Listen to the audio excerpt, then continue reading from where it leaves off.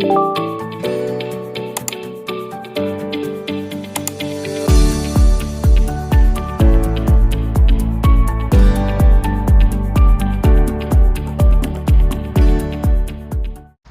we will be doing question of the day with medical Miss Blue. So today we have a segment called scenario segment, and I will be treating patients. So yes, sir, my partner is going to read me a scenario, and I'm going to save a life, as I usually do.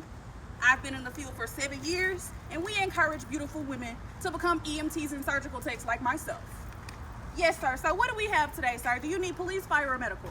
Okay, so you're called to the scene from your dispatchers to some sort of school. It looks like some young boy has had some sort of episode where he fainted.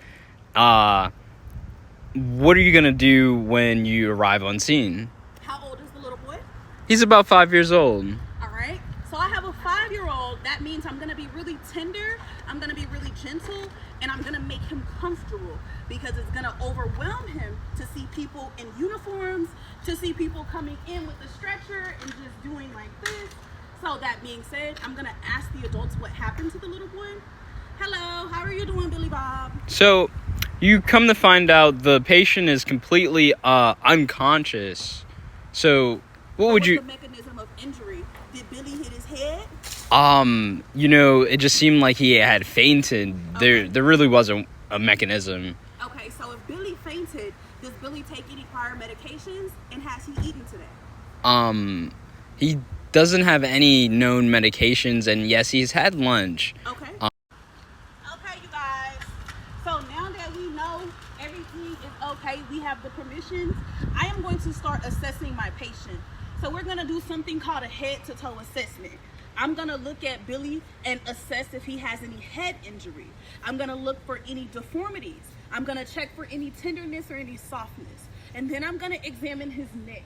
I'm going to check his lymph nodes. I'm going to go all the way down and examine his arms. Once I get to his arms, I'm going to check his perfusion, his ABCs, which stands for airway, breathing, and circulation. I'm going to look at little Billy's fingers and see, is he perfusing properly? If I press on his fingers and it returns blue, if I press on his fingers, it returns yellow. If I press on his fingers and it takes too long to refill, that's called cap refill. That tells me that there's something internally wrong with Billy, and we need to load up and go lights and sirens immediately.